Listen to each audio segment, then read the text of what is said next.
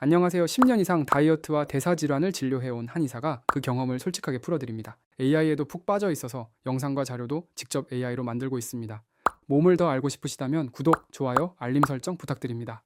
갱년기 여성의 뇌 사령탑 안에는 지금 불이 나 있습니다. 물론 진짜 활활 타는 불은 아닙니다. 다만 연구를 보면 에스트로겐이 줄어든 상태에서 시상하부 안의 면역세포가 활성화되고 염증 신호가 올라가는 변화가 관찰됩니다. 이 변화 때문에 사령탑이 평소처럼 일을 못하게 되고, 그래서 같은 양을 먹어도 살이 찌고 식욕 조절이 안 되는 몸이 됩니다. 오늘 그 이야기를 풀어드리겠습니다. 갱년기 리셋 다이어트 세 번째 시간입니다.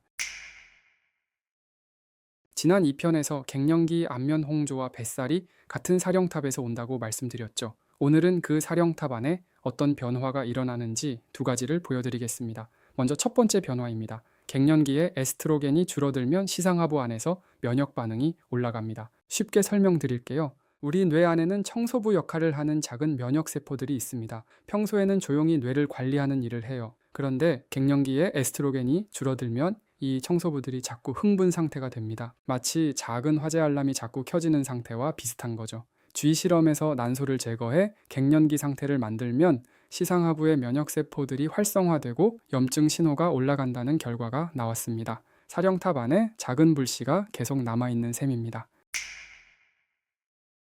이 불씨가 다이어트에 어떤 영향을 미칠까요? 크게 두 가지가 흔들립니다. 첫째, 식욕 조절 신호가 흐려집니다. 사령탑이 식욕을 조절하려면 호르몬 신호를 정확히 받아야 하는데 염증이 올라간 상태에서는 이 신호 전달이 잘 안 됩니다. 그래서 배부르다는 느낌이 잘 안 오거나 아직 부족한 것 같다는 느낌이 자꾸 듭니다. 둘째, 에너지 소비 조절도 흔들립니다. 사령탑이 이제 좀 태워라 라는 신호를 보내야 하는데 그게 약해집니다. 그래서 같은 양을 먹어도 덜 태웁니다. 쉽게 말하면 사령탑에 자꾸 화재 경보기가 울리니까 뇌가 제정신으로 일을 못하는 겁니다. 먹어도 배고프고 몸은 에너지를 안 태우는 고장난 상태가 되는 거죠. 본인 의지의 문제가 아닙니다. 자, 이제 두 번째 변화입니다. 이게 다이어트에는 더 중요합니다. 갱년기에 일어나는 가장 분명한 변화 중 하나가 인슐린 저항성의 증가입니다. 인슐린이 뭔지부터 짚고 가겠습니다. 우리가 음식을 먹으면 혈당이 올라가죠. 그러면 췌장에서 인슐린이 나옵니다. 이 인슐린이 혈당을 세포 안으로 집어넣어요. 그래야 우리 몸이 그 당을 에너지로 쓸 수 있습니다. 평소에는 인슐린이 조금만 나와도 세포가 잘 반응합니다. 그런데 세포가 인슐린에 둔감해진 상태, 이걸 인슐린 저항성이라고 합니다. 쉽게 비유하면은 인슐린이 세포 문을 두드리는데 세포가 문을 잘 안 열어주는 상태예요. 그러면 어떻게 될까요? 췌장은 더 많은 인슐린을 만들어야 합니다. 더 세게 문을 두드리려고요. 문제는 여기서 시작됩니다. 인슐린이 많이 나와 있는 상태 자체가 살이 찌는 환경이에요. 인슐린이 우리 몸의 지방을 저장해라라는 신호이기도 하거든요. 그리고 인슐린 저항성이 있으면 식사 후에 유난히 졸리고 나른한 경우도 많습니다. 혈당과 인슐린이 출렁이면서 식곤증처럼 나타나는 거죠. 그런데 왜 하필 갱년기에 인슐린 저항성이 올라갈까요? 에스트로겐이 평소에 인슐린 민감도를 유지해주는 역할을 하기 때문입니다.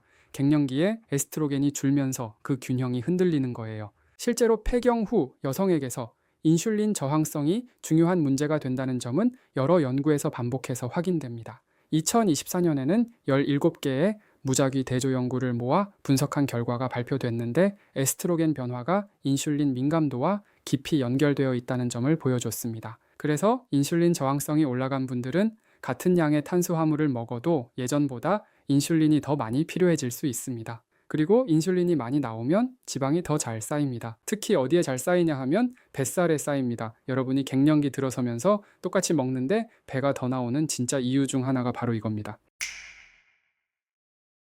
자, 이제 정리해 보겠습니다. 갱년기의 사령탑 안에서 두 가지 변화가 같이 일어나고 있습니다. 첫째, 사령탑 안에 작은 불씨가 생깁니다. 그래서 식욕 조절도 에너지 소비도 평소처럼 안 됩니다. 둘째, 인슐린 저항성이 생깁니다.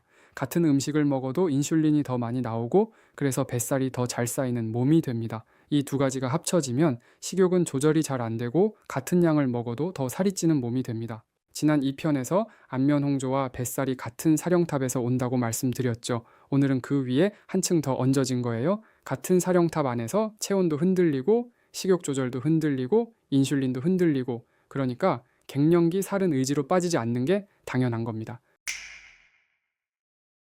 그러면 어떻게 해야 할까요? 여기서 답이 명확해집니다. 인슐린 민감도가 떨어진 몸, 여기에 그동안 먹던 식습관 그대로 들어가면 어떻게 될까요? 특히 한국 식단의 주식, 밥, 빵, 면, 탄수화물 위주의 식사를 갱년기에 그대로 유지하면 혈당이 더 자주 흔들리고 인슐린이 더 많이 나오고 뱃살이 더 빨리 쌓이는 방향으로 갑니다. 이미 사령탑에 작은 불씨가 있는데 거기에 기름을 한 번 더 붓는 셈이에요. 그래서 갱년기 다이어트의 첫 번째 핵심은 탄수화물을 조절하는 것입니다. 일반 다이어트에서 말하는 탄수화물 제한과는 다른 의미예요. 갱년기 몸을 알고 하는 탄수 조절입니다. 다음 편에서 갱년기의 탄수화물이 왜 특별히 더 위험한지, 그리고 어떻게 조절해야 사령탑이 다시 안정되는지 그 첫 번째 해결책을 풀어드리겠습니다. 오늘은 여기까지입니다. 본인이 요즘 같은 양을 먹어도 살이 찌고 식욕 조절이 안 되고 식사 후 졸음이 심하시다면 그건 의지의 문제가 아닙니다. 갱년기에 자연스럽게 일어나는 몸의 변화입니다. 원인을 알았으니 이제 풀어갈 수 있습니다. 4편부터 본격적인 해결책을 시작하겠습니다. 그리고 댓글 하나 부탁드릴게요. 혹시 식사 후에 유난히 졸리고 나른한 적 있으신가요? 있다, 없다만 적어주셔도 좋습니다. 놓치지 않으시려면 구독과 알림 설정 부탁드리고요. 전주 W 한의원 박승현 원장이었습니다. 다음 편에서 뵙겠습니다.